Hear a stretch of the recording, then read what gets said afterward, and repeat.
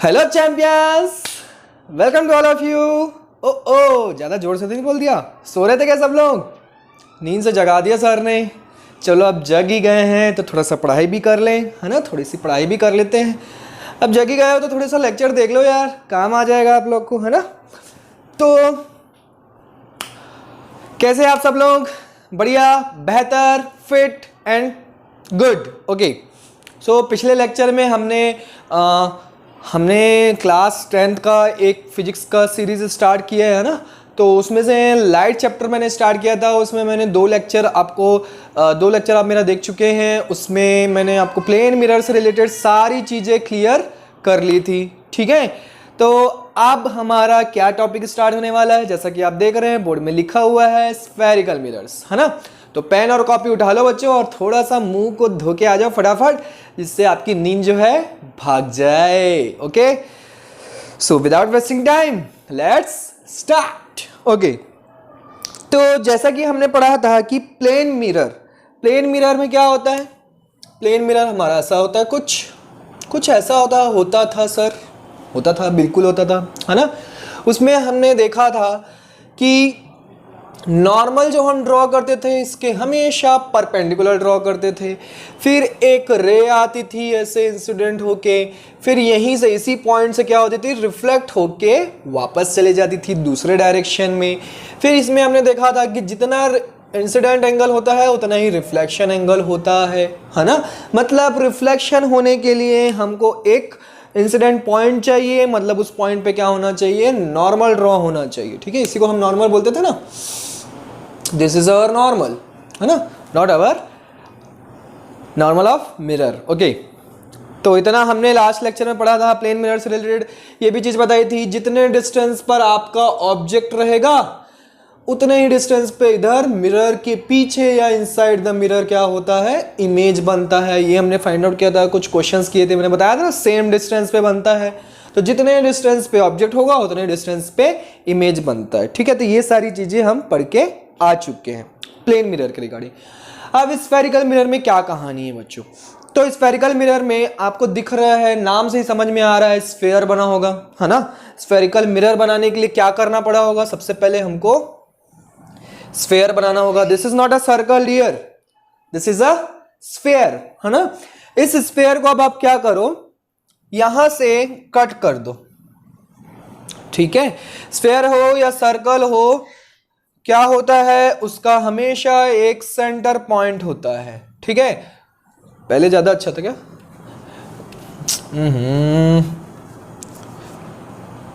Chichi, this is perfect. चल समझ तो गए हो ना एकदम? बीचों बीच आप क्या कहीं से भी कट कर दो, जरूरी थोड़ी ना है बीचों बीच कट करना, ठीक है?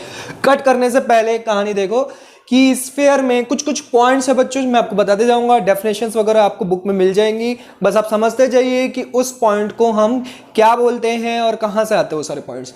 तो इसका एक सेंटर पॉइंट होगा जिसको हम सी लिखेंगे। सी हमारा क्या होता है, what? Centre of curvature. This is called centre of curvature. तो इसकी डेफिनेशन क्या होती है, you can check in your book. Okay, centre of curvature, is it clear?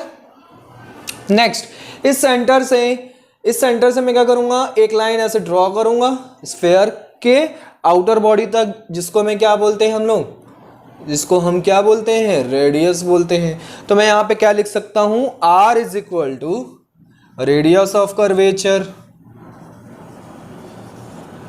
Radium लिख दिया था गलती से मैं, रेडियस ऑफ कर्वेचर, ठीक है? ओके, उसके बाद आता है आपका उसके बाद आती कहानी कि इसको मैं क्या कर दूं, अगर बीच से कट कर देता हूं तो आपको ऐसे दो शेप मिल जाएंगे, एक इस शेप का मिलेगा और एक इस शेप का मिलेगा, ठीक है? तो अब क्या होता है, इसको मिरर बनाने के लिए हमको कोटिंग करनी पड़ती है। कोटिंग अगर मैं बैक साइड से करता हूं,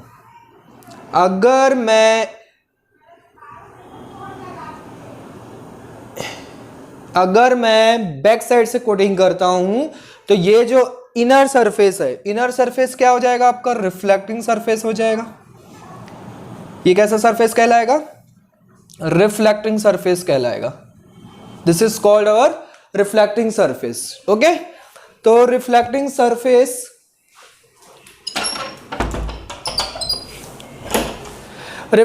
सरफेस अगर इनर साइड होता है तब ऐसे मिरर को हम बोलते हैं concave mirror. Note it down. Reflecting surface अगर हमारा इनर साइड होता है तो ऐसे मिरर को हम बोलते हैं कॉन्केव मिरर। सर पहचानेंगे कैसे कौन सा कॉन्केव है और दूसरा मिरर कौन सा होता है बच्चों? कॉन्वेक्स, है ना। स्फेरिकल मिरर दो टाइप के होते हैं, एक होता है concave and second one is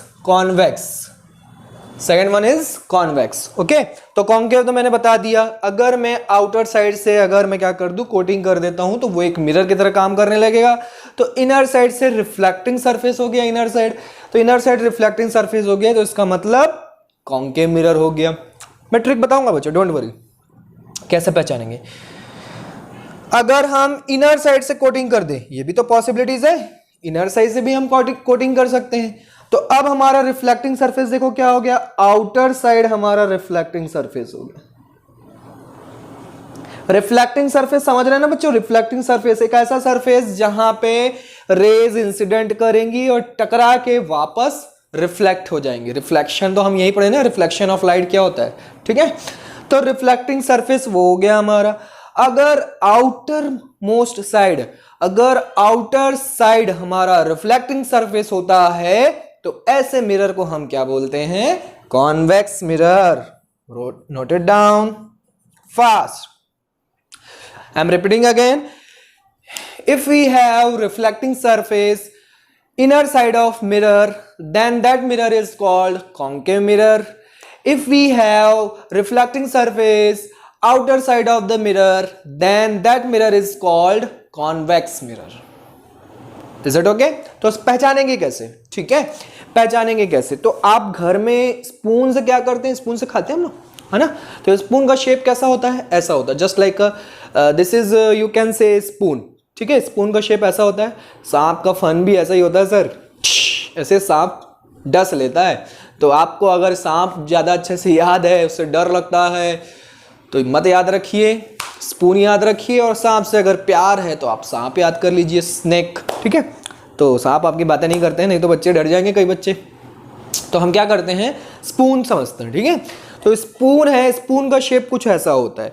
तो अगर इनर साइड में रेज आएंगी और रिफ्लेक्ट होंगी तो वो कैसा मिरर हो जाएगा? Concave mirror. और अगर आउटर साइड से रिफ्लेक्ट होंगी तो कैसा मिरर हो जाएगा?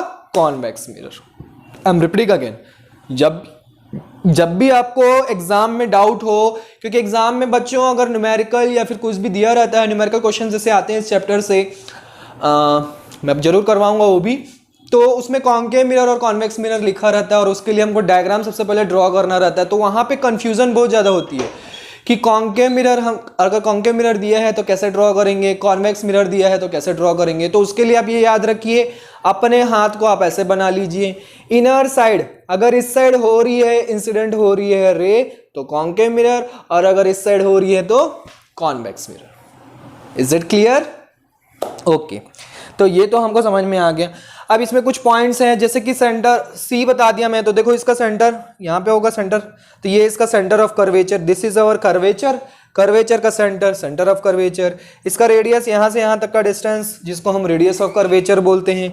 इसी रेडियस पॉइंट पे मतलब P, व्हाट इज P? पोल। पोल क्या होता है sir? Mid point of mirror. ठीक है, इस स्फेयर का मिड पॉइंट तो उसको हम सेंटर ऑफ कर्वेचर बोल रहे हैं, पर मिरर का, ये मिरर हमने बना लिया ना कोटिंग करके, तो इसका ये जो मिड पॉइंट होगा, दिस इज कॉल्ड पोल। और इस पोल को हम किससे डिनोट करते हैं? P से, कैपिटल P से। ठीक है, P is for pole and C is for centre of curvature, R is for radius of curvature. इसमें एक और चीज आती है बच्चों, प्रिंसिपल एक्सिस। ठीक है, ये आपका प्रिंसिपल एक्सिस, ये हम प्रिंसिपल एक्सिस ड्रॉ करते हैं जो कि पोल को क्रॉस करते हुए जाती है। This axis is called principal axis. ठीक है, इसको प्रिंसिपल एक्सिस क्यों बोला गया सर? एक्सिस भी तो बोल सकते थे, क्योंकि बच्चों जो भी कहानी होगी मिरर की, आपका इमेज बनेगा कैसा बनेगा, वो सारी चीजें कौन डिसाइड करता है? This principle axis will decided. ठीक है। This principle axis will decide कि इमेज आपका जो है रियल बनेगा, वर्चुअल बनेगा। हम पढ़ चुके हैं ना टाइप्स ऑफ इमेजेस, क्या पढ़ चुके हैं, रियल इमेजेस, वर्चुअल इमेजेस, है ना। अगर नहीं पढ़े बच्चों तो मेरा पिछला लेक्चर देख के आइए, किसको हम रियल इमेज बोलते हैं और किसको वर्चुअल बोलते हैं, ठीक है। प्लेन मिरर में हमें कैसा इमेज बनता है, कौन बताएगा, जल्दी बताओ। Always always virtual image. Virtual के साथ कैसा बनता है, इरेक्ट बनता है, ठीक है। नहीं समझ में आ रहा, नहीं समझ में आ रहा, लास्ट लेक्चर देख के आइए, ठीक है। लेक्चर नंबर 101 लिखिए, 01 reflection of light, career under the numeric helper. आप यूट्यूब पे सर्च करेंगे, आपको वीडियो मिल जाएगा और आप उस लेक्चर को देख के आइए, ठीक है। तो आगे बढ़ते हैं। प्रिंसिपल एक्सिस, हमको प्रिंसिपल एक्सिस समझ में आ गई। प्रिंसिपल एक्सिस की कहानी, एक ऐसी लाइन जो कि क्या होगी, पोल को क्रॉस करते हुए जाएगी, तो उसको हम क्या बोलेंगे, प्रिंसिपल एक्सिस बोलेंगे, ठीक है। तो प्रिंसिपल एक्सिस समझ में आ गया हमको, पोल समझ में आ गया हमको, रेडियस ऑफ कर्वेचर समझ में आ गया हमको, सेंटर ऑफ कर्वेचर समझ में आ गया। क्या इसमें और भी कुछ कहानियां हैं, चलिए देखते हैं और क्या क्या कहानियां हैं। फोकस, फोकस किसे बोलते हैं सर, तो फोकस जो है, फोकस या फिर हम इसको फोकल पॉइंट भी बोलते हैं, we can say focal point, focal point also, जिसको हम कैपिटल F से डिनोट करते हैं, ठीक है। अब ये फोकस कौन सी खेत की मूली है सर, ये कौन सा पॉइंट आ गया। फोकस तो हम बचपन में पढ़े हैं, हमारे पेरेंट्स बोलते हैं कि पढ़ाई में फोकस करो, पढ़ाई में फोकस करो, पढ़ाई में फोकस करो, है ना। दिन भर सुनते हैं सर, ये कौन सा इसमें नया फोकस आ गया। टीचर बोलती है कि हमको पढ़ाई में फोकस करो बेटा, पढ़ाई में फोकस करो बेटा, दिन भर तो फोकस फोकस सुनते हैं, ये कौन सा नया फोकस आ गया। तो इसका भी कुछ ना कुछ एक फोकस होता है, जो कि ये प्रिंसिपल एक्सिस, जैसे कि हमारे यहाँ पेरेंट्स हैं, हमको बोलते हैं कि फोकस करिए, पढ़ाई में फोकस करिए, टीचर बोलते हैं हमको, है ना। तो वैसे यहाँ पे मिरर को कौन बोलता है, प्रिंसिपल एक्सिस बोलता है कि भैया तुम फोकस करो, फोकस करो, इमेज बनाना है तुमको, फोकस करो, है ना। पेरेंट्स बोलते हैं ना कि फ्यूचर में आपको इमेज बनानी है, आपको फेम बनाना है, फेमस होना है, नाम कमाना है, तो नाम कमाने के लिए फोकस करना पड़ेगा पढ़ाई में, बोलते हैं ना। तो वैसे यहाँ पे प्रिंसिपल एक्सिस भी मिरर को क्या बोलती है, मिरर को बोलता है कि फोकस करो तभी इमेज सही बनेगा, नहीं तो इमेज गलत बन जाएगा, ठीक है। तो ये फोकस होता क्या है, चलिए समझते हैं। कहानी से तो हमको समझ में आ गया कि एक्चुअल में फोकस है क्या, तो वो उसकी मनगढ़ंत कहानियां थी और कुछ नहीं थी, है ना, उसको दिल पे मत ले लेना। तो यहाँ पे हम ड्रॉ करेंगे एक principal axis, this is our principal axis, this is our pole, this is centre of curvature, है ना। यहां से सीपी को हम बोल सकते हैं ना, R is equal to what, CP, C से लेके P तक का distance centre of radius of curvature, ठीक है। तो एक रूल है बच्चों, फोकस पॉइंट मिलने का एक रूल है, क्या रूल है कि कभी भी कोई भी रे जब प्रिंसिपल एक्सिस के पैरेलल इंसिडेंट होती है मिरर में, ठीक है, जब भी प्रिंसिपल एक्सिस के पैरेलल इंसिडेंट होती है मिरर में, तो मिरर में अगर इंसिडेंट होती है तो ऑलवेज ऑलवेज ऑलवेज वो क्या करती हैं, सारी पैरेलल रेज एक दूसरे को आफ्टर रिफ्लेक्शन एक कॉमन पॉइंट पे इंटरसेक्ट करती है। देख लीजिए, ये मैंने एक रे इंसिडेंट करवाई, रिफ्लेक्शन होगा इसका। अच्छा, मैंने बताया था कि नॉर्मल बनाना है, इसमें मैंने आपको नॉर्मल नहीं बताया ना, तो यहाँ पे पहले हम नॉर्मल देख लेते हैं कि नॉर्मल कैसे ड्रॉ करेंगे। इसमें तो हम इसके परपेंडिकुलर ड्रॉ करते हैं, तो सर इसमें कैसे परपेंडिकुलर होगा। तो यहाँ पे मान लो कोई एक रे आई है, ये एक रे है, ये इंसिडेंट करेगी तो अब नॉर्मल कैसे होगा, नॉर्मल ऐसे सीधा सीधा चले जाएगा, नहीं, नॉर्मल हमेशा आप ऐसा ड्रॉ करोगे जो कि सेंटर ऑफ कर्वेचर को पास करते हुए जाएगा। Always normal should be pass to the centre of curvature, centre of curvature. अब देखो ये नॉर्मल है तो आपकी रे जो है किस तरफ जाएगी, आफ्टर रिफ्लेक्शन दिस साइड। समझ में आया, तो नोट कर लीजिए, normal in spherical mirror normal should be pass centre of curvature, centre of curvature को क्या करना चाहिए, पास करना चाहिए। समझ में आया। तो यहां पे भी वही कहानी है। अब इसका मुझे नॉर्मल ड्रॉ करना का पड़ेगा, इस पॉइंट का मैं एक ही ड्रॉ करके बताऊंगा, ठीक है, नहीं तो यहाँ पे पूरा डायग्राम पुछ हो जाएगा। ये मैंने नॉर्मल ड्रॉ किया जो कि सेंटर ऑफ कर्वेचर से होते हुए जा रहा है। Always always should be pass through centre of curvature, तो सेंटर ऑफ कर्वेचर से पास हो रहा है। अब देखो रिफ्लेक्शन किस साइड होगा, उस साइड होगा क्या, नॉर्मल के साइड होता है ना, दूसरे डायरेक्शन में। नॉर्मल की इस तरफ से रे आ रही है, रिफ्लेक्शन क्या होगा, इस तरफ होगा, तो ये हो गया इसका रिफ्लेक्शन। थोड़ा सा सेम एंगल दिखना चाहिए ना, जितने एंगल से इंसिडेंट होती है उतने ही एंगल से रिफ्लेक्ट होती हैं। तो ये हमको मिल गया एक पॉइंट। ठीक है, अभी ये एक रे ड्रॉ की है मैंने, एक और रे ड्रॉ करो। ये भी प्रिंसिपल एक्सिस के पैरेलल जा रही है। ये भी देखो आफ्टर रिफ्लेक्शन यहाँ पे मिलेगी। यहाँ पे चलो नीचे की तरफ हम ड्रॉ करके देख लेते हैं। नीचे की तरफ एक रे मैंने इंसिडेंट करवाई प्रिंसिपल एक्सिस के पैरेलल। आफ्टर रिफ्लेक्शन कहाँ से जाएगी, इसी पॉइंट से होते हुए जाएगी। ये सब रिफ्लेक्शन रेज है, रिफ्लेक्टेड रेज। ठीक है, एक और ड्रॉ कर लो, चलो एक और ड्रॉ कर लो। ये भी कहाँ से जाएगी, आफ्टर रिफ्लेक्शन यहीं से जाएगी। चेक कर लो। चलो इसका हम नॉर्मल ड्रॉ करते हैं। ये देखो दिख रहा है, जितने एंगल से रिफ्लेक्ट इंसिडेंट हो रही है उतने एंगल से रिफ्लेक्ट होगी। ठीक है, तो ये जो पॉइंट मिलता है ना बच्चों, ये जो पॉइंट मिलता है, तो फोकस की डेफिनेशन क्या लिख सकते हैं आप कि जब प्रिंसिपल एक्सिस के पैरेलल कोई रेज जो है इंसिडेंट होती हैं ऑन द मिरर, तो आफ्टर रिफ्लेक्शन क्या होती है, सारी एक दूसरे को एक कॉमन पॉइंट पे इंटरसेक्ट करती है। ठीक है, उस कॉमन पॉइंट को हम क्या बोलते हैं, फोकस बोलते हैं। This is our focus, not our focus, mirrors focus है ना, मिरर का फोकस है ये, फोकस ऑफ मिरर। समझ में आई कहानी, क्या समझ में आई कहानी? ठीक है, अब फोकस पॉइंट का मिल गया हमको। तो सर ये फोकस पॉइंट हमने इसमें तो नहीं पढ़ा था। देख लो, इसको मैं कॉन्वेक्स मिरर में भी बता देता हूँ बच्चों। कॉन्वेक्स मिरर का भी पहले बता देता हूँ, फिर मैं कहानी आगे बढ़ाता हूँ। कॉन्वेक्स मिरर कैसे बनता है, इनर साइड हम कोटिंग करते हैं, बाहर साइड से इंसिडेंट करवाते हैं। This is our pole, this is our principal axis. Centre of curvature अब किस तरफ ड्रॉ होगा, this side, this is our centre of curvature. Principal axis के पैरेलल देखो यहाँ पे लाइन ड्रॉप करवाओ, प्रिंसिपल एक्सिस के पैरेलल अब इसमें ड्रॉप करवा के देख लो। ठीक है, अब देखो नॉर्मल किस साइड बनेगा, यहाँ towards the centre of curvature, centre of curvature के पास होना चाहिए। अब देखो ये आफ्टर रिफ्लेक्शन जो है, ये रेस किस तरफ जाएगी, इस तरफ चली जाएगी। ये वाली भी इस तरफ चली जाएगी, ये वाली इस तरफ जाएगी, ये वाली इस तरफ जाएगी, ऐसे करके रेस चलती चली जाएंगी। ठीक है, तो सर इसमें तो कॉमन पॉइंट मिला ही नहीं, बिल्कुल मिलेगा। इसको आप पीछे की तरफ एक्सटेंड कर दो, इसको पीछे की तरफ एक्सटेंड कर दो आप, तो ये आपको कॉमन पॉइंट मिल गया। This common point is called focus, this common point is called focus. समझ में आया? अब कहानी देखो, ये कॉन्वेक्स मिरर का बता दिया मैंने, कॉन्केव मिरर का। अब कहानी क्या कहती है, अब कहानी ये कहती है, क्वेश्चन यहाँ पे ये जनरेट होता है कि सर प्लेन मिरर में तो ऐसी कोई भी कहानी नहीं थी।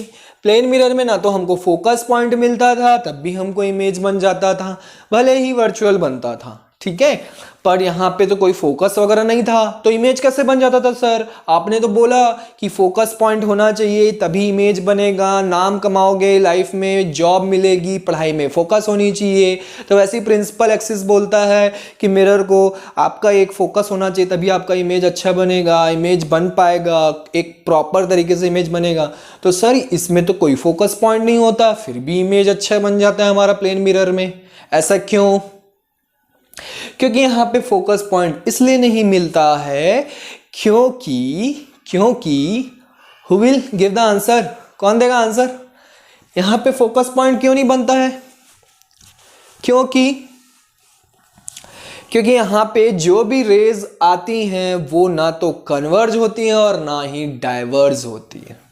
ठीक है, प्लेन मिरर में, जैसे मैं प्लेन मिरर के सामने खड़ा हूं, ठीक है, अभी मैं कैमरे के सामने खड़ा हूँ, कैमरे को मैं मान लेता हूँ मिरर। अब मिरर के सामने मैं खड़ा हूँ, मेरी रेज सारी देखो जो लाइट आ रही है, लाइट से सारी रेज टकरा के, मुझसे टकरा के कहाँ चलते चले जा रही है, मिरर में चलते चले जा रही है। तो मेरा इमेज जो है मिरर में बनता चला जा रहा है। तो पूरी की पूरी रेज सीधी सीधी चले जा रही है ना, पूरी की पूरी रेस क्या हो जा रही है, सीधी सीधी चले जा रही है। तो इमेज हमको पूरा कंप्लीट मिल जा रहा है, ना तो डाइवर्ज हो रही है ना तो कन्वर्ज हो रही है। समझ में आ रही कहानी। पर कर्व्ड मिरर में क्या हो रहा है, देखो हर एक पॉइंट पे आपको अलग अलग रिफ्लेक्शन मिलेगा। समझ में आ रहा। यहाँ पे देखो रेज जो है इधर जा रही थी और देखो इधर रिफ्लेक्ट हो रही है। ये देखो यहाँ पे जा रही है तो ये इधर रिफ्लेक्ट, ये पहले इधर आ रही थी, ये वाली इधर जा रही है, ये वाली इधर जा रही है, ये वाली इधर जा रही है। तो मतलब जो आफ्टर रिफ्लेक्शन जो डायरेक्शन है वो क्या हो जा रहा है, चेंज हो जा रहा है, सेम डायरेक्शन नहीं हो रहा है। जबकि ऐसा इसमें प्लेन मिरर में नहीं था। प्लेन मिरर में देखो अगर ऐसे आती है तो ऐसे चले जाती है, सेम डायरेक्शन में। देखो पैरेलल आएंगी, पैरेलली चले जाएंगी, पैरेलली चले जाएंगी, पैरेलल आएंगी, पैरेलली चली जाएंगी। तो जितनी रेज आती है पैरेलल उतनी ही पैरेलल चली जाती हैं, है ना, प्लेन मिरर में। बट इसमें क्या हो रहा है, अगर पैरेलल आ रही हैं तो पैरेलल थोड़ी ना जा रही है, या तो वो कन्वर्ज हो जा रही है या तो वो डाइवर्ज हो जा रही है। तो किसके केस में डाइवर्ज हो जा रही है, हमारा कॉन्वेक्स के केस में डाइवर्ज हो जा रही है। देख रहे हो ना, आफ्टर रिफ्लेक्शन रेज जो है देखो इधर उधर उधर उधर बहुत सारी ऐसे करके डाइवर्ज, फैल गई। डाइवर्ज हो जाना मतलब फैल जाना, डाइवर्ज हो जा रही है। तो डाइवर्ज हो जा रही है, इसीलिए हम इसको डाइवर्जिंग मिरर भी बोलते हैं। नोटेड डाउन बच्चों, बहुत इंपॉर्टेंट चीज बता रहा हूं मैं। डाइवर्जिंग मिरर, है ना। Convex mirror is also called diverging mirror because after reflection all the rays diverged. सारी रेज क्या हो जाती है, डाइवर्ज हो जाती है। ठीक है, नेक्स्ट इसमें इसको हम क्या बोलेंगे, फिर इसको हम कन्वर्जिंग मिरर बोलेंगे। Converging mirror, this is called a converging mirror. ठीक है, अब इसमें कन्वर्जिंग क्यों बोल रहे हैं, क्योंकि सारी रेज देखो टकरा के ये गई रेज पैरेलल, टकरा के ये गई रेज पैरेलल, टकरा के एक पॉइंट पे मिल रही। ये इसमें भी एक पॉइंट, इसमें एक पॉइंट में मिल रही है क्या, वो तो हम मन गढ़ंत कहानी बना के इसको हम नहीं बोलेंगे ना। ये वर्चुअल मिल रही है, ये जो फोकस पॉइंट मिल रहा है ये वर्चुअली मिल रहा है, इल्यूजन है। वर्चुअल मतलब बताया था ना, इल्यूजन है। पर यहाँ पे रियल में मिल रहा है हमको पॉइंट, इसलिए कन्वर्जिंग है। ये कन्वर्जिंग है और वो डाइवर्जिंग है। अब इसमें मैंने एक पॉइंट और बता दिया आपको कि भैया ये क्या हो रहा है, रियल मिल रहा है, रियल में हो रहा है। ये जो कॉमन पॉइंट मिल रहा है वो रियल में मिल रहा है, रियली मिल रहा है। तो इसलिए हम इसको क्या बोलते हैं, रियल फोकस बोलते हैं। This is called real focus, है ना। और अगर इसमें मिल रहा है तो इसको हम वर्चुअली मिल रहा है, तो इसलिए हम क्या बोलेंगे, इसको वर्चुअल फोकस, क्योंकि इसमें इल्यूजन हो रहा है ना, मिरर के पीछे साइड जा रहा है। समझ में आ रही कहानी, पक्का, ओके। चलिए, तो रियल फोकस और वर्चुअल फोकस। अब इसमें कहानी आती बच्चों फोकल लेंथ की। फोकल लेंथ जो होता है डिस्टेंस फ्रॉम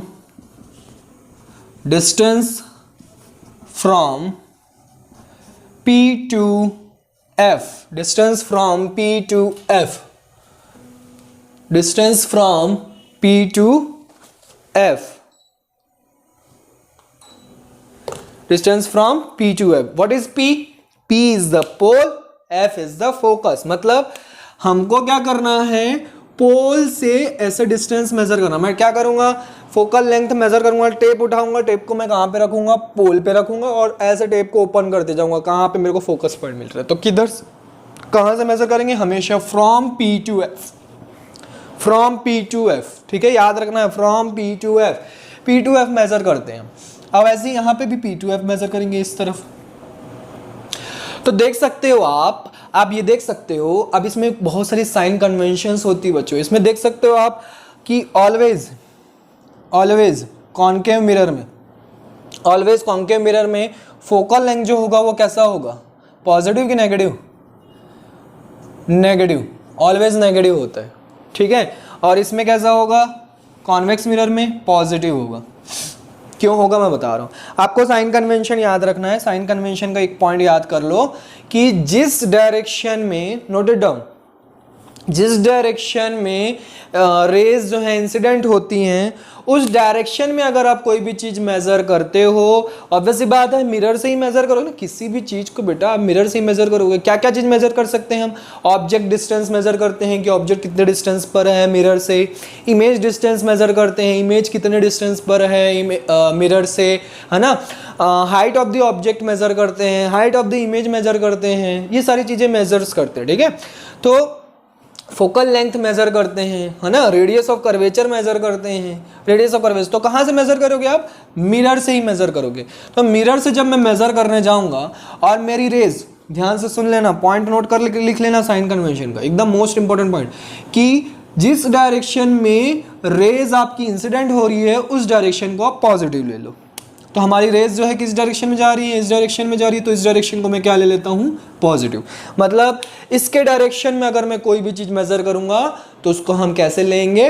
पॉजिटिव लेंगे। और इसके ऑपोजिट डायरेक्शन में अगर मैं कोई भी चीज़ मेजर करूंगा तो उसको नेगेटिव लेंगे। तो यहाँ पे देखो, यहाँ पे मैं फोकल लेंथ मेजर कर रहा हूँ कॉन्केव मिरर में, तो opposite to the incident rays जा रहा है, इंसिडेंट रे इधर जा रही है, मैं किधर मेजर कर रहा हूँ? इधर। इंसिडेंट रे किधर जा रही है? इस साइड, है ना।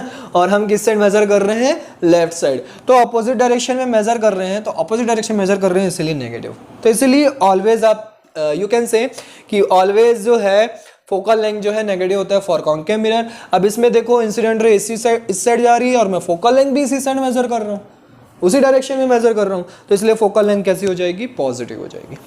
ओके, नोट कर लीजिए, बहुत इंपॉर्टेंट पॉइंट है, नोट कर लो फटाफट, नोट किया करो फटाफट, सारी चीजें नोट करते जाया करो, ठीक है।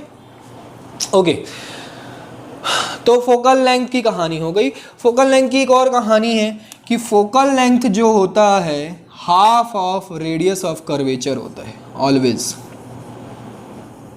ठीक है। ऑलवेज कितना होता है?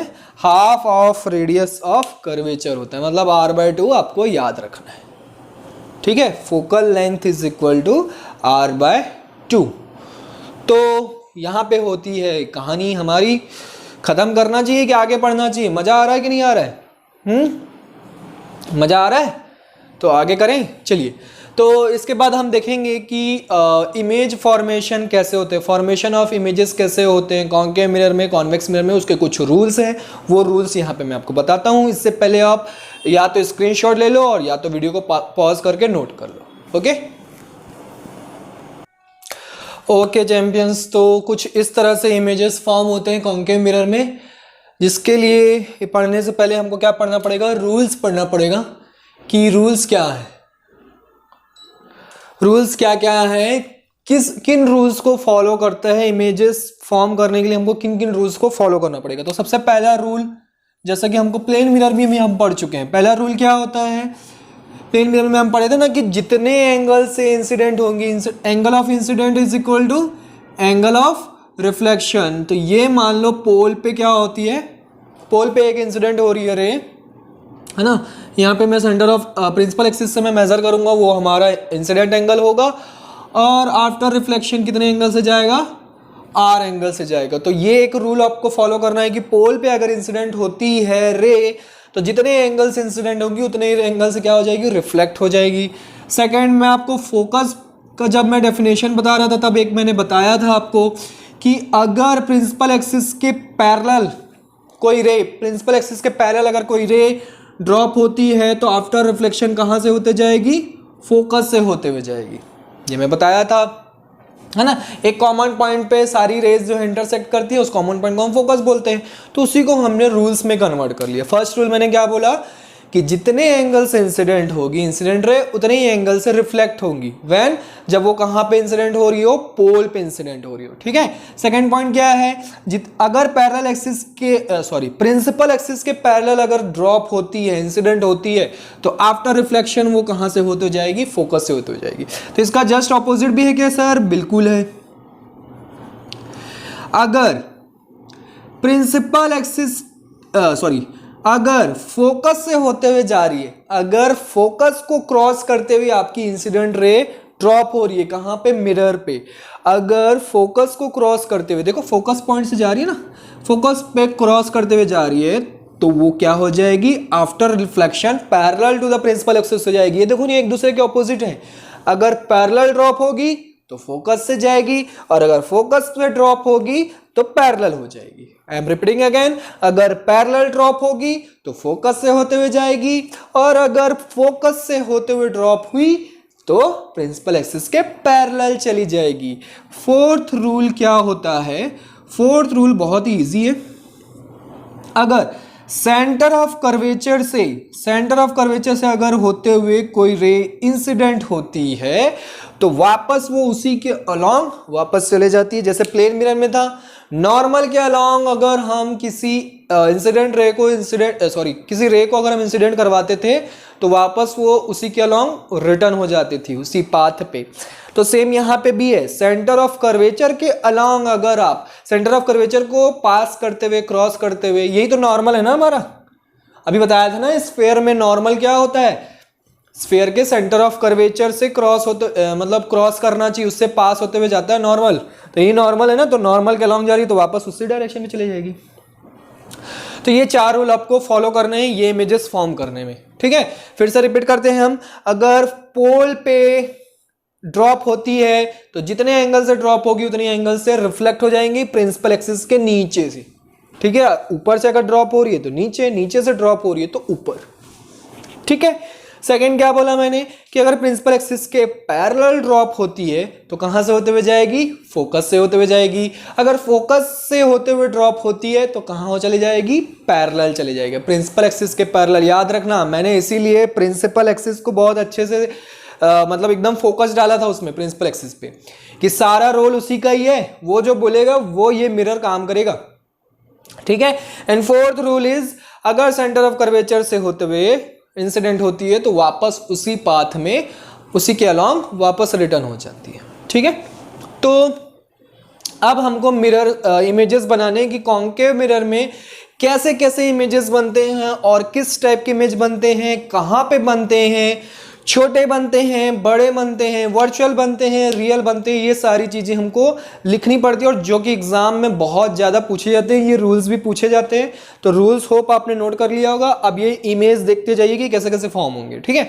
तो सबसे पहला केस टोटल कितने केसेस हैं? 1 2 3 4 5 6 केसेस है बच्चों। फर्स्ट केस क्या बोल रहे हैं कि object should be, if object is between focus and pole, अगर आपका ऑब्जेक्ट जो है फोकस और पोल के बीच में है, ये आप एक्सपेरिमेंट भी करते हैं स्कूल लेवल पे, है ना, 10th क्लास में आप एक्सपेरिमेंट करते हैं। उसमें क्या करते हैं, एक मिरर लेते हैं और उसमें एक निडल को रख के हम चेक करते हैं कि उसका इमेज कहाँ पे बन रहा है, कैसा बन रहा है, वर्चुअल बन रहा है या कैसा बन रहा है, सारी चीज़ें उसका एक्सपेरिमेंट आप करते हैं, ठीक है। तो between focus and pole, focus, this is our focus, है ना, फोकस, और दिस इज अवर पोल। तो फोकस और पोल के बीच में जब ऑब्जेक्ट रखेंगे, ऑब्जेक्ट बताया था ना मैंने, अगर एक्सटेंडेड ऑब्जेक्ट हम रिपोर्ट करते हैं तो एरो के फॉर्म में लिखते हैं। तो देखो एरो के फॉर्म में मैंने यहां पे एक ऑब्जेक्ट रख दिया है, this is our object A B, this is our object A B. ओहो, this is our object A B, ठीक है। अब क्या हो रहा है, ये देखो यहाँ पे छोटी सी मैंने आई बना दी है, समझ लो मेरी ही आई है, मैं इस ऑब्जेक्ट को देख रहा हूँ, है ना। ये हम ऑब्जेक्ट रख दिए कॉन्केव मिरर के सामने। अब मुझे कॉन्केव मिरर में देखना है ना कि उसका इमेज कैसे बन रहा है। तो क्या हो रहा है, क्या हो रहा है, अब इससे जो रेज जा रही है, इसकी जो रेज जा रही है, अब इसकी रेज जो है ऑब्जेक्ट या तो नॉन ल्यूमिनस होगा या तो ल्यूमिनस होगा। ल्यूमिनस होगा तो उसकी खुद की रेज होंगी, और नॉन ल्यूमिनस होगा तो वो दूसरे की रेज लेके अपना इमेज बनाने की कोशिश करेगा। पढ़े हैं ना हम फर्स्ट लेक्चर में। तो मान लेते हैं जो भी है ये ऑब्जेक्ट, ठीक है, नॉन ल्यूमिनस मान लेते हैं। तो कहीं से रेज आ रही है और इससे टकरा के इसकी रेज जो जा रही है कहाँ पे जा रही है, मिरर पे ड्रॉप हो रही है। तो एक देखो ड्रॉप हो रही है, एक देखो ड्रॉप हो रही है along the centre of curvature. यहाँ पे मैंने बनाने की कोशिश की है along the centre of curvature. तो अगर along the centre of curvature drop होती है तो अभी हमने रूल पढ़ा है कि उसी के अलोंग वापस चले जाती है, तो उसी के अलोंग वापस आ गई, वापस आ गई। अब ये जो रिफ्रैक्शन रे ये कहाँ पे आ रही है, मेरी आइज पे आ रही है, तभी तो मैं इमेज देखूंगा। रिफ्लेक्शन रे से ही इमेज बनता है। और मैंने ये भी बताया था कि मिनिमम 2 रेज चाहिए आपको इमेज फॉर्म करने के लिए। प्लेन मिरर में मैंने सारी चीजें बता दी आपको, मिनिमम 2 रेज चाहिए आपको इमेज फॉर्म करने के लिए, ठीक ठीक है। तो मिनिमम 2 रेज क्या होनी चाहिए, दोनों एक दूसरे को जब जिस पॉइंट पे इंटरसेक्ट करेंगी वही पॉइंट उसका क्या होगा, इमेज होगा। तो अभी हमने एक रे देखी जो कि सेंटर ऑफ कर्वेचर के से पास हो रही है, और दूसरी देखो प्रिंसिपल एक्सिस के पैरेलल जा रही है। दिस इज प्रिंसिपल एक्सिस के पैरेलल। तो जब प्रिंसिपल एक्सिस के पैरेलल जाती है तो आफ्टर रिफ्लेक्शन कहां से जाती है बच्चों, फोकस से होते हुए जाती है। सेकंड रूल, तो ये फोकस से होते हुए जा रही है। अब ये देखो ये दोनों रे जो हैं, ये दोनों, चलो मैं यहां पे बताता हूं, ये दोनों रे जो हैं देखो ऐसे फैलते चले जा रही है। तो इधर तो एक दूसरे से टकराएंगी नहीं, रिफ्लेक्टेड रे है पर एक दूसरे से टकराएंगे नहीं। जब तक रिफ्लेक्टेड रे जो है एक दूसरे को इंटरसेक्ट नहीं करेंगे तब तक हमको इमेज कैसे फॉर्म होगा। तो इधर तो इंटरसेक्ट कर ही नहीं रही है, तो हम क्या करेंगे, बैक साइड उसको थोड़ा सा एक्सटेंड करके देखेंगे क्या ये एक दूसरे को इंटरसेक्ट कर रही हैं। तो यहाँ पे एक पॉइंट पे एक दूसरे को इंटरसेक्ट कर रही हैं, उस पॉइंट को मैं ले लेता हूँ ए डैश, क्योंकि ए यहाँ पे है तो ए डैश, और बेस पे तो हमारा बी डैश ही रहेगा, है ना। तो बन गया इमेज, ए बी का बन गया, ए डैश बी डैश। चलिए कहाँ पे बना, बिहाइंड द मिरर। ये सारी चीजें लिखना पड़ता है, बिहाइंड द मिरर, है ना। कैसा बना, एनलार्ज्ड बना, है ना। जितना ऑब्जेक्ट देखो, ऑब्जेक्ट कितना छोटा है और उसका इमेज कितना बड़ा है, तो एनलार्ज्ड बना, ठीक है। Third point behind the mirror बना, ठीक है। थर्ड पॉइंट कहां पे बनेगा वो भी बताना है हमको, कहां पे बनता है। अच्छा वर्चुअल के साथ कैसा बनता है, अच्छा कैसा इमेज बना, सॉरी कहां पे बना वो तो बता दिया ना हमने, बिहाइंड द मिरर। कैसा बनेगा, वर्चुअल बनेगा। बिहाइंड द मिरर हमेशा कैसा बनता है, वर्चुअल, और वर्चुअल के साथ कैसा होता है, इरेक्ट होता है। वर्चुअल के साथ कैसा होता है, इरेक्ट। वर्चुअल के साथ कैसा होता है, इरेक्ट होता है, ठीक है। तो ये 3 पॉइंट आपसे एग्जाम में पूछी जाती है जो कि आपको लिखना रहता है। तो डायग्राम देख के आप बता सकते हैं बिहाइंड द मिरर जब भी बनेगा, जब भी आपका क्या हो रहा है, मिरर किधर, पीछे साइड बनेगा। पीछे साइड मतलब जिस साइड कोटिंग की हुई है उस साइड अगर आपका इमेज बनता है तो वो पीछे साइड कहलाता है। एक्चुअल में पीछे साइड होता नहीं है, इनसाइड द मिरर बनता है, जैसे कि प्लेन मिरर में मैंने बताया था, है ना। बट हम उसको बिहाइंड भी बोलते हैं। आपकी बुक्स वगैरह में देखना आप बिहाइंड द मिरर लिखा होगा। तो हम बुक्स को फॉलो करते हैं और एग्जाम में क्योंकि वही लिखना रहेगा हमको। तो देखो बिहाइंड द मिरर बन रहा है क्योंकि ऑब्जेक्ट से बड़ा बन रहा है तो एनलार्ज्ड लिखेंगे।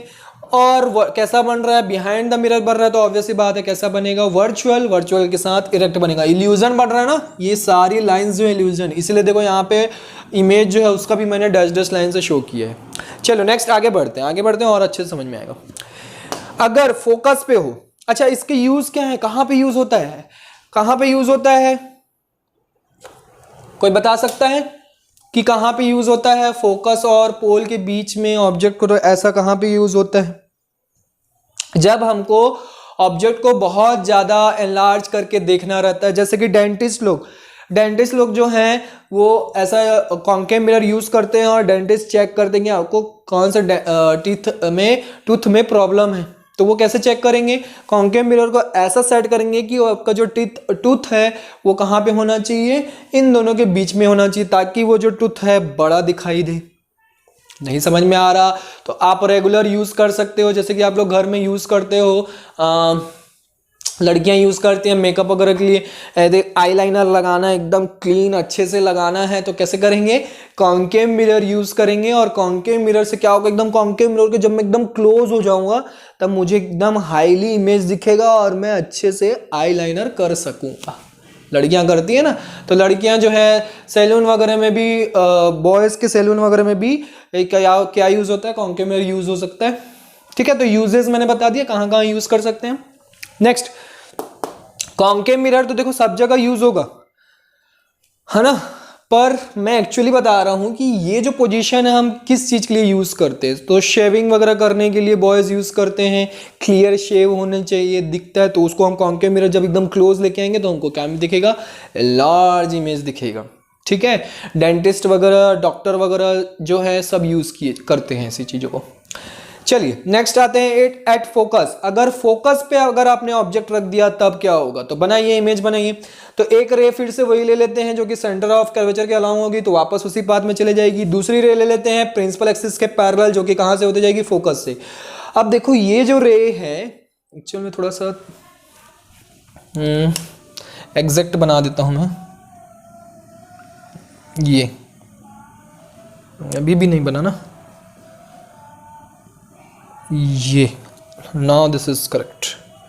हाँ, अब क्या हो रहा है कि ये जो रिफ्लेक्शन रे है, रिफ्लेक्टेड रे है, दोनों ये दोनों जो है इस तरफ पैरेलली चलते चले जा रही है। अगर मैं इधर एक्सटेंड करता हूँ, इल्यूजन बनाता हूँ, तब भी ये पैरेलली चल जाएगी, मतलब चारों दोनों तरफ क्या हो रही है, पैरेलली चल रही है।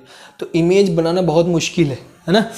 तो ये दोनों क्या होंगी, ये थोड़ा सा पास आते जाएंगी, इस तरफ पास आते जाएंगे, पर कहाँ पे जाएंगे, बहुत दूर जाके पास आएंगी और एक इंटरसेक्शन पॉइंट मिलेगा, उसी को हम इमेज बोलेंगे, है ना। तो बहुत दूर पे बन रही है, इसलिए हमारा इमेज कहाँ पे बनेगा, एट इन्फिनिटिव। तो इमेज कहाँ पे बना, एट इन्फिनिटिव, ये लिख सकते हो, एट इन्फिनिटी, इन्फिनिटिव पे बना। नेक्स्ट सेकंड पॉइंट, कैसा बना। अब देखो मिरर के पीछे बना है कि सामने बना है, तो जब भी सामने बना है तो उसको हम बोलते हैं रियल, और रियल के साथ हमेशा इन्वर्टेड बनता है, नोटेड डाउन। वर्चुअल के साथ हमेशा इरेक्ट इमेज बनता है और रियल के साथ हमेशा इन्वर्टेड होता है। इन्वर्टेड मतलब उल्टा। देख लो ऑब्जेक्ट जो है प्रिंसिपल एक्सिस के ऊपर रखा हुआ है, अब नीचे बनेगा तो देखो यहाँ पे कहीं पे इन्फिनिट पे बनेगा तो यहाँ पे हमको ए डैश मिलेगा, तो ए ऊपर है, नीचे ए डैश मिल रहा है, मतलब उल्टा बन रहा है। तो इसलिए रियल के साथ हमेशा इन्वर्टेड बनेगा, ठीक है। और इधर इधर बनाओगे तो हम डैश डैश लाइन नहीं बनाओगे, अब सीधा एरो बना के बताओगे। थर्ड, कहाँ पे बनेगा, एट इन्फिनिट तो बता दिया, रियल एंड इन्वर्टेड बना दिया। क्या ये ऑब्जेक्ट से बड़ा बनेगा, हाँ बहुत बड़ा बनेगा सर इन्फिनिट पे। ये इसको मैं अगर आगे बढ़ाता हूँ पता नहीं कहाँ पे जाके एक दूसरे से टकराएंगे, तो हाईली एनलार्ज्ड, हाईली एनलार्ज्ड। इसका यूज कहाँ पे है, इसका यूज आप टॉर्च में देख सकते हो, टॉर्च आप जलाते हो, है ना। लेंस आप जलाते, बच्चों अब जब बचपन में हम खेलते थे तो लेंस जलाते थे, ठीक है। रेड कलर की लाइट जलती थी जिसमें, है ना, पुलिस वगैरह लोग यूज करते हैं। गन में देखिए मूवीज वगैरह में गन में एक रेड लाइट जलती है, दूर से हम फोकस करते हैं और उसको देखते हैं, तो उसमें एक कॉन्केव मिरर लगा रहता है और उसको ऐसा सेट किया रहता है कि आपका ऑब्जेक्ट जो है वो कहाँ पे है, फोकस पे। मतलब उसमें जो लाइट जल रही है, लाल लाइट, वो कहाँ पे है, वो जो बल्ब लगा हुआ है लाल लाइट, वो फोकस पे रखी हुई है। ये कॉन्केव मिरर है और इस कॉन्केव मिरर के फोकस पॉइंट पे उस बल्ब को रखा जाता है, ताकि इससे निकलने वाली जो लाइट है, एक्चुअल में तो वो लेंस रहता है, लेंस में आप पढ़ोगे और अच्छे से, पर अगर कॉन्केव मिरर में देखा जाए तो हम ऐसा यूज देख सकते हैं, ठीक है। तो वो क्या होता है कि लाइट को ऐसा फोकस पे रखा जाता है ताकि इससे टकराने वाली जितनी भी लाइट है, जो रेज है, वो क्या हो जाए, सीधा इनफाइनाइट में मिल जाए। अब वो क्योंकि लेंस है इसीलिए लाइट जो है पास होके सीधा चली जाती है, उसमें रिफ्रैक्शन ऑफ लाइट पढ़ोगे तब उसमें अच्छे से समझ में आएगा। अभी आप उसको आप एज अ कॉन्केव मिरर समझ सकते हो, ठीक है। तो ऐसा यूज देख सकते हैं। Next next next next next चलिए नेक्स्ट, एफ एंड सी के बीच में, मतलब focus and centre of curvature के बीच में जब हम ऑब्जेक्ट रखते हैं, तो फिर से एक रे मैं ले लेता हूं सेंटर ऑफ कर्वेचर के अलोंग, तो उसी पाथ में वापस आ जाएगी। दूसरी रे फिर से वही parallel to the principal axis, तो कहां से आएगी, फोकस से होते हुए रिफ्लेक्ट हो जाएगी। तो भैया ये देखो, ये आ रही है, दोनों एक दूसरे से इधर टकरा रही है, मिरर के सामने टकरा रही है, मिरर के पीछे नहीं, सामने टकरा रही है। मतलब कैसा बनेगा, कैसा बनेगा, अब देखो ये इनफाइनाइट पे बनेगा क्या, नहीं बनेगा। तो आप क्या लिखोगे, बियॉन्ड सी, कहां पे बन रहा है, beyond C, beyond centre of curvature. दूसरा real and inverted, real and inverted, ठीक है। और थर्ड पॉइंट कैसा बन रहा है, एनलार्ज्ड, अगेन एनलार्ज्ड, ठीक है। हाईली एनलार्ज्ड फोकस पे बनता है, ठीक है। Enlarged on virtual focus and pole के बीच में बनता है, एनलार्ज फोकस और सेंटर ऑफ कर्वेचर के बीच में बनता है, बट रियल बनता है, ठीक है। एनलार्ज एंड रियल जो है फोकस एंड सी के बीच में बनता है, enlarge and virtual F and P के बीच में बनता है, और फोकस पे हाईली एनलार्ज बनता है। ऐसे करके आप याद रख सकते हैं। नेक्स्ट आ जाइए सी पे। अगर सी पे मतलब सेंटर ऑफ कर्वेचर पे अगर रख दिया जाए तो क्या होगा, तो सेम साइज बन जाता है, सेम साइज, ना तो एनलार्ज ना तो डिमिनिश्ड, डिमिनिश्ड मतलब छोटा, और देखो सेम साइज बन रहा है, ठीक है। और कहाँ पे बनेगा, एट सी पे ही बनता है, सेंटर ऑफ कर्वेचर पे ही बनता है। Third point real and inverted, क्योंकि मिरर के सामने बन रहा है इसलिए रियल एंड इन्वर्टेड। ठीक है, तो इसके लिए क्या किया हमने, एक रे तो प्रिंसिपल एक्सिस के पैरेलल ले ली, तो कहाँ से होते जाएगी, फोकस से, और दूसरा हमने ये वाला रूल लगा दिया, उसी का ऑपोजिट वाला, ये वाला, अगर फोकस से होते हुए जाएगी तो प्रिंसिपल एक्सिस के, अगर फोकस से होते हुए इंसिडेंट होगी तो प्रिंसिपल एक्सिस के पैरेलल हो जाएगी। तो ऐसे करके हमको एक इंटरसेक्शन पॉइंट मिल गया, तो इमेज मिल गया। होप आपको समझ में आ रहा है, बिल्कुल समझ में आ रहा है, नहीं समझ में आ रहा है, आएगा, नहीं समझ में आएगा तो फिर से वीडियो को रिवाइंड करके देखना, एक बार देखना, 2 बार देखना, 3 बार देखना, आपको समझ में आ जाएगा। ठीक है, चलिए आगे बढ़ते हैं। बियॉन्ड सी, तो अगर सी के बियॉन्ड अगर रखते हैं, सी और एफ के बीच में रख रहे थे तो बियॉन्ड सी हमारा इमेज बन रहा था, तो बियॉन्ड सी अगर रख रहे हैं तो इमेज कहां पे बन रहा है, एट बिटवीन, फर्स्ट पॉइंट लिखोगे C and F, between C and F, C और एफ के बीच में बन रहा है। कैसा बन रहा है, डिमिनिश्ड बन रहा है। डिमिनिश्ड मतलब छोटा, है ना, देखो ऑब्जेक्ट कितना बड़ा है, इमेज उससे छोटा बन रहा है। थर्ड कैसा बन रहा है, real and inverted, real and inverted. अब इसके लिए हमने रेस कौन सी ली, सेम, एक प्रिंसिपल एक्सिस के पैरेलल और दूसरा सेंटर ऑफ कर्वेचर के अलाउ, ये ठीक है। तो इंटरसेक्शन पॉइंट मिल गया हमको। एट इन्फिनिटिव, अगर इन्फिनिटिव पे ऑब्जेक्ट रखा हुआ है, बहुत दूर ऑब्जेक्ट रखा हुआ है, ठीक है, तो बहुत दूर ऑब्जेक्ट रखा हुआ है तो हमको कैसा मिलेगा, बहुत ही छोटा, हाईली डिमिनिश्ड बनेगा, हाईली डिमिनिश्ड, ठीक है, यहाँ पे डिमिनिश्ड, हाईली डिमिनिश्ड, स्पेलिंग वगैरह चेक कर लेना बच्चों, हो जाती कभी कभी गड़बड़। सेकंड कैसा बनेगा, रियल एंड इन्वर्टेड, क्योंकि मिरर के सामने बन रहा है ना।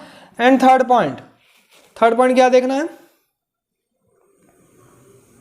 कहां पे बन रहा है, तो ये बनेगा एट फोकस पे बनेगा। जब बहुत दूर अगर कोई ऑब्जेक्ट रखा हुआ है तो आपका इमेज फोकस पे बनता है, और अगर ऑब्जेक्ट फोकस पे रखा हुआ है तो इमेज इनफाइनाइट पे बनता है। ऐसे करके ऑपोजिटली आप याद रख सकते हैं, अगर फोकस पे ऑब्जेक्ट है तो इमेज बनेगा इनफाइनाइट पे, और अगर इनफाइनाइट पे ऑब्जेक्ट है तो इमेज बनेगा फोकस पे, छोटा बनेगा। क्लियर है, हाईली डिमिनिश्ड कैसा बनेगा, रियल एंड इन्वर्टेड। इसके लिए हमने ये वाला रूल फॉलो किया, फर्स्ट रूल। अब बहुत दूर एक ऑब्जेक्ट रखा हुआ है तो उसकी जो रेज जनरेट होंगी तो ऑब्वियस ही बात है, जब आएंगी तो एक दूसरे के पैरेलल हो जाएंगी, है ना। तो जब पैरेलल ड्रॉप होंगी, यहाँ पे देखो पैरेलल ड्रॉप हुई हैं 2 रेज, और उसके बाद आफ्टर रिफ्लेक्शन कहाँ चले गई हैं, एक दूसरे को इंटरसेक्ट कर रही हैं, जहाँ पे हमको इमेज बन गया। तो इस तरीके से हम इमेज फॉर्मेशन करते हैं। नोट कर लीजिए, नहीं समझ में आया है बच्चों तो वीडियो को रिवाइंड करके देखिए, आपको समझ में आ जाएगा। ठीक है, वैसे समझ में आ गया, आई नो दैट, है ना। ठीक है, क्लियर है। इसका आप समरी बना सकते हैं। समरी कैसे बनाएंगे कि पोजीशन लिख लीजिए, एक फर्स्ट कॉलम में टॉप पे लिख लीजिए पोजीशन, सेकंड कॉलम में लिख लीजिए कैसा,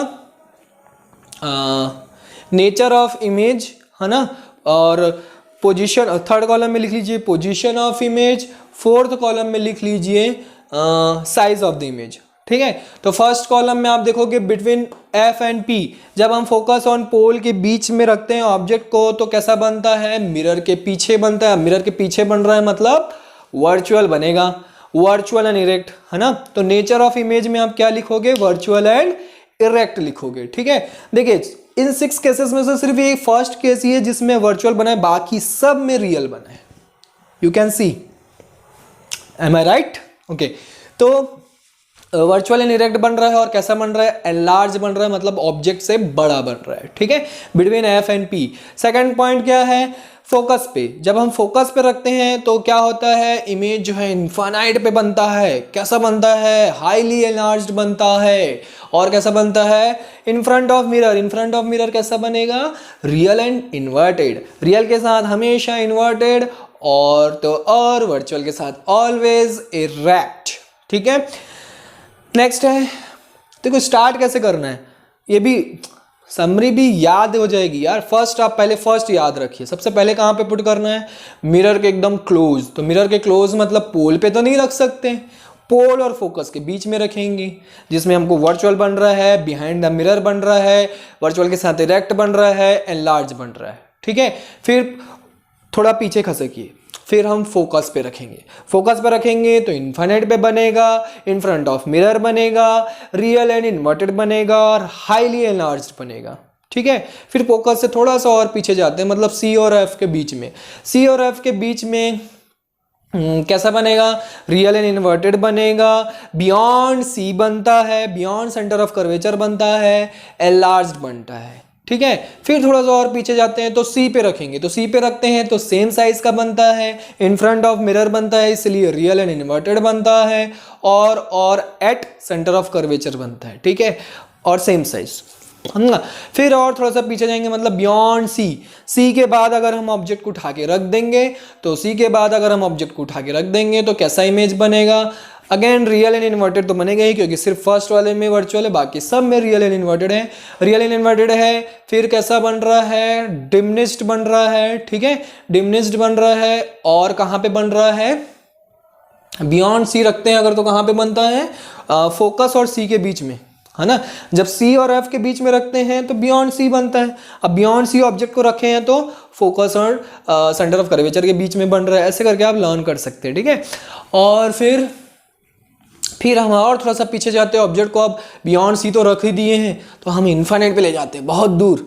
तो इन्फिनिट पे लेके जाएंगे तो ऑब्जेक्ट कहाँ, इमेज कहाँ पे बनेगा, फोकस पे, और कैसा बनेगा, हाईली डिमिनिश्ड, एकदम छोटा सा, एकदम छोटा सा। Is it clear. तो इसके यूजेस आप देख सकते हैं। यूजेस मैंने जैसे कि बताया, सैलून में डॉक्टर, डेंटिस्ट वगैरह ये सब यूज करते हैं इस टाइप का कॉन्केव मिरर, और इस टाइप की पोजीशंस को यूज करते हैं। यूजेस आप बुक से देख के पढ़ सकते हैं, है ना। तो यहीं पे हमारा लेक्चर होता है ख़त्म। इसके बाद नेक्स्ट लेक्चर में हम कॉन्वेक्स मिरर का, कॉन्वेक्स मिरर में इतने ज़्यादा केसेस नहीं है, उसमें सिर्फ 2 ही केसेस हैं बच्चों, है ना। और उसके बाद फिर इन दोनों से रिलेटेड हम एक मिरर फॉर्मूला देखेंगे, उससे रिलेटेड साइन कन्वेंशन देखेंगे, और उससे रिलेटेड न्यूमेरिकल्स करेंगे। तो नेक्स्ट लेक्चर से हम न्यूमेरिकल स्टार्ट करने जा रहे हैं बच्चों। तो इससे पहले आप क्या करो, मेरे सारे तीनों लेक्चर्स आप अच्छे से देख लो, ताकि आपको सारी थ्योरी अच्छे से क्लियर हो जाए। ओके चैंपियंस, तो प्रैक्टिस करते रहो, पढ़ाई करते रहो। Bye bye, take care, see you in the next lecture.